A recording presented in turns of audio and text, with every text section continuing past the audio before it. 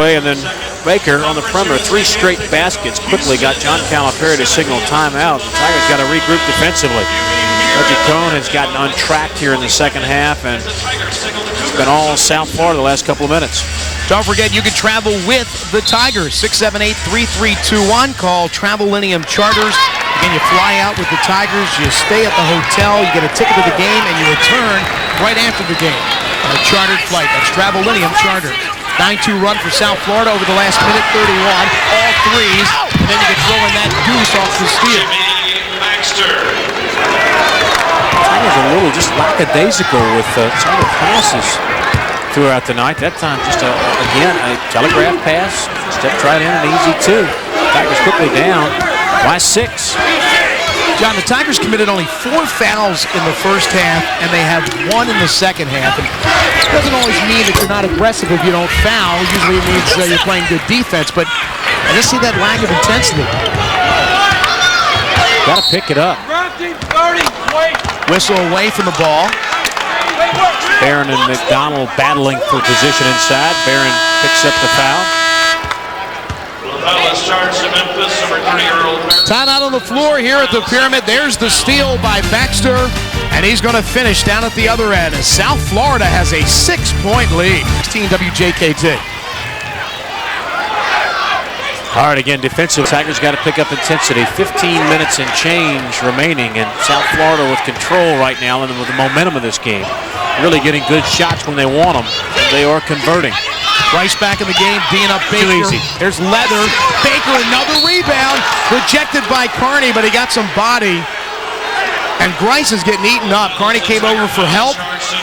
Baker already has a career high with 12 points, John, and he's now got 10 rebounds.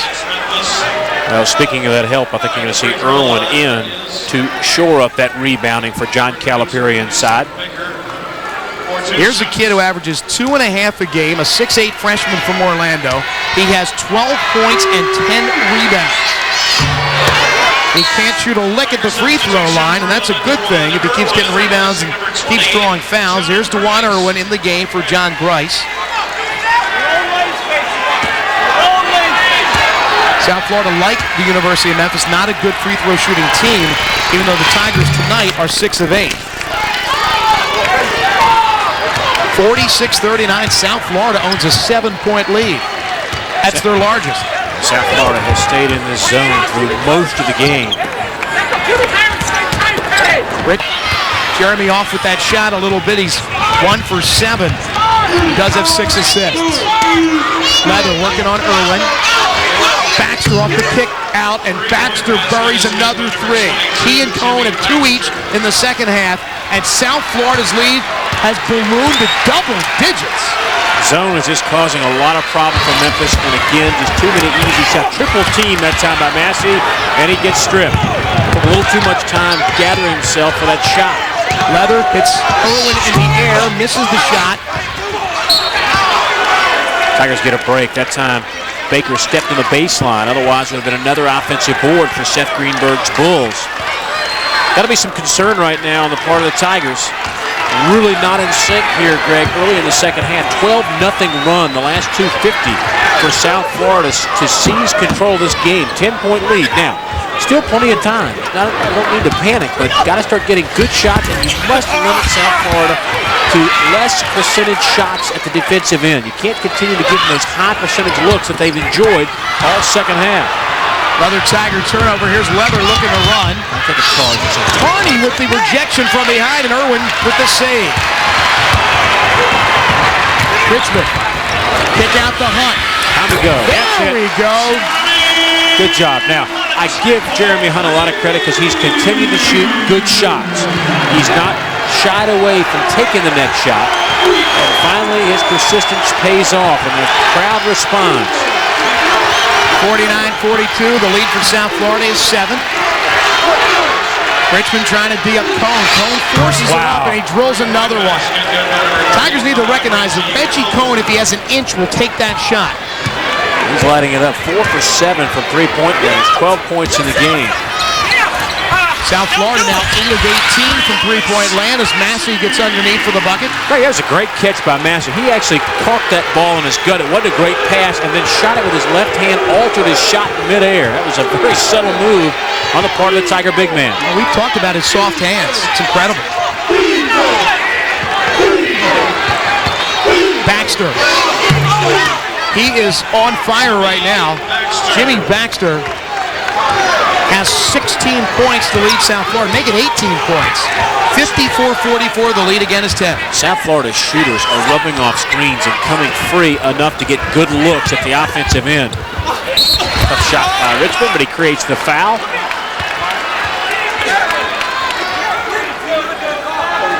It's a good job by Richmond. The defense commits. Jeremy Hunt, as we talked about, he's there. Good shot that time. The rotation right on cue. And Hunt gets his first three of the night. And that's only the first team foul against South Florida in the second half. The Tigers have 3. There the ball boys underneath the goal. Joseph Hale and company leading the crack contingent tonight's game. Joseph down there. Very familiar with the Hale family. Great soccer enthusiast. Ball boy, what a great job. I've enjoyed doing that. Growing up in Greensboro in the Coliseum, it's neat to see the players at that level. It really is a lot of fun. Real privilege to have that chance to be a ball boy or a ball girl. We're not going to discriminate. Got both going. Lots of the young girls. Ooh, and Massie and McDonald collided off the free throw. Yeah, I don't think it was intentional. No. McDonald wasn't upset. Massie didn't know what was going on. Chris was ready to whatever. He must have tripped over his foot after the made free throw. And Billy Richmond, after missing his first 2, makes his second 2. Now let's take a look, see what happens. I think he just backed up.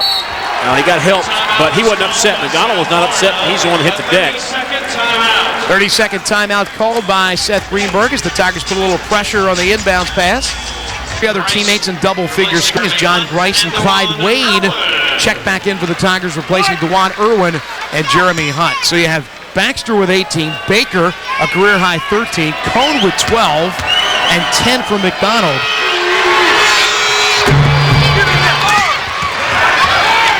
One of 2 from McDonald from the line. The lead is 9, 10:45 to go. Tigers host Houston on Wednesday night. Houston a winner over St. Louis today, and then the Tigers are in St. Louis a week from today. Carney forced it, but he'll draw 2 free throws.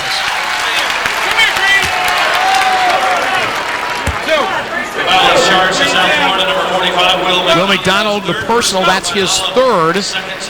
And Carney, a 53% free throw shooter, steps up to the line with 5 points on the evening. Tigers need a little run here, John, to ignite the fans and ignite themselves.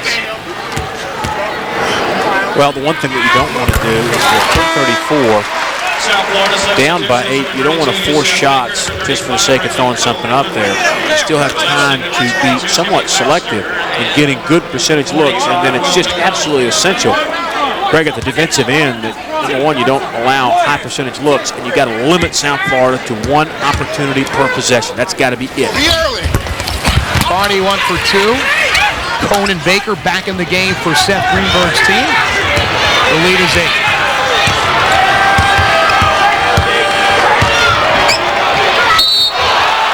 And there's a travel against Reggie Cone. Right in front of his Budget Rent-A-Car. Not just a rental service, Budget Rent-A-Car of Memphis offers a variety of vehicles and friendly customer service at 5 convenient locations, taking care of all your car rental and car sales needs. Yep, you heard it right. Budget not only rents, but also sells its quality cars at wholesale prices. Call 901-322-2222 for more info. Come see why Budget is the difference. 10:22 remaining. Tigers trail by 8. There's a look at Antonio Burks in the civilian clothes. We certainly send our prayers and thoughts to Antonio and his family. His mother Connie is ill in the hospital, and Antonio has spent much of the week with his mom. Yeah, it's been a tough season for Antonio with all the injuries and whatnot. Now, certainly, family situations you mentioned, we do send our best to he and his family. Marquette has knocked off Charlotte in a tight one, 67-64. Tigers got to pick it up in the Southern Miss game. They're outscored 55-32 in the second half. Tonight, 27-16. Tigers lost to Southern Miss 84-67. South Florida beat Southern Miss 74-65. In the second half, last 10 minutes now, got to be turned around for the Tigers. Only down by 8. It can certainly happen. No reason why it can't. Well, we told you the stat earlier, 8-1 leading at half. Well, the last game was the loss. That was against Southern Miss. Hunt way off on that three-point attempt. And then Hunt fouls Swift. It's a frustration foul. Jeremy struggling a little bit again with that long-range three-point shot. Just can't quite find the range. Understandable. Only his 5th game able to compete in this year due to his injuries. Third foul against Hunt as the Tigers press a little bit. Swift able to break the press. Probably a good move. Very close to carrying the ball. Swift down the lane, pulls up, in and out. Massie gets the rebound. The press, not only do you possibly game, and that's where you start. That's a tough shot. Wow. Richmond got away with that one. He was out of control and was bailed out with a foul. But if the Tigers can get South Florida into a more up-tempo game, taking a shot quicker than they want, making a few less passes, then they have a great opportunity to make up this deficit in a much quicker fashion. Baker committing his 3rd personal as Billy Richmond goes to the line. Richmond with 8 points, averaging 15.7, coming off a double-double at Southern Miss, and he misses the first attempt. Well, the one thing you certainly can say about Billy Richmond is he makes things happen. Now, again, sometimes he's out of control, but his slashing style is a definite weapon, particularly against man-to-man defenses. When you've got Massie setting up down low, you know he's going to get double team attention most of the time, and Richmond puts a lot of pressure on defenses with his ability to get to the rim. And if he can just maintain his shot selection, maybe not trying to do too many things, just keep doing what he does well, not try to do anything beyond that. He's a very, very difficult dimension to stop defensively. Richmond 1 and 2 from the line, and here's the Tigers. Full court pressure, trailing by 7. And Cone is fouled as Bryce grabbed him. Bryce frustrated. He knows that if Cone gets it, he's a real difficult to stop in the open floor. Very quick, low center of gravity, so it's going to be difficult to steal. 16 fouls now against Memphis. 4 against South Florida. This game is eerily similar to the one we witnessed on Saturday. Take that away, and Massie does. Massie got to give it up. The big guy kicks it to Rice. Anthony to the hole, runs it in, and the lead's 5. The only difference is the Tigers with full court pressure and are now getting back into the game. Rice knocked it off of Cone, and Cone's face was nearly taken off.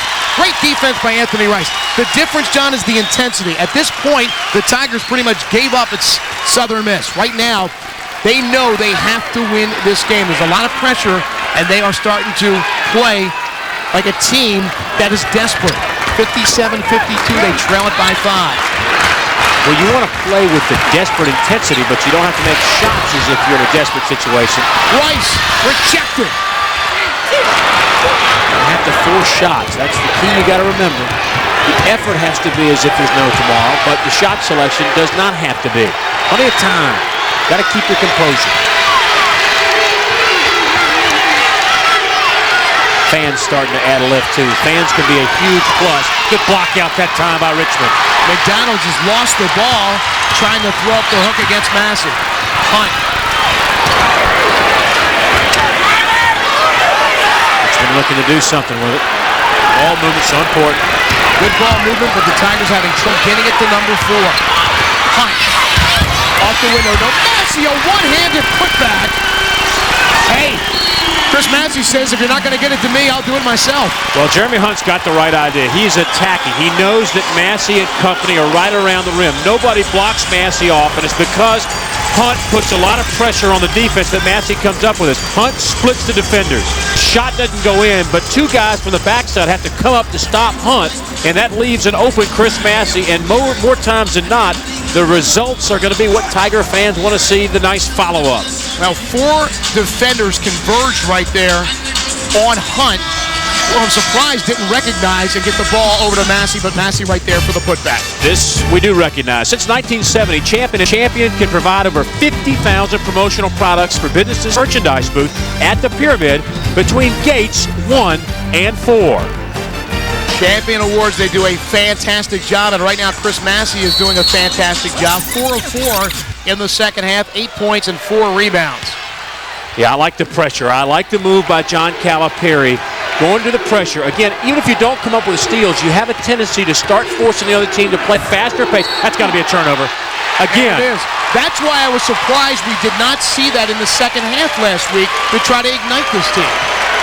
Well, certainly it's got Seth Greenberg and the Bulls far less comfortable than they were 2 minutes ago. Enjoyed a 10-point lead only 2 minutes ago. The Tigers with a chance to tie with a 3 or to get it to 1 with a 2-point shot. Again, South Florida has never won in Memphis. They're 0-8, trying to break that streak. And there's a bad pass. Hunt forced it. Baxter behind the defense, and he flushes it.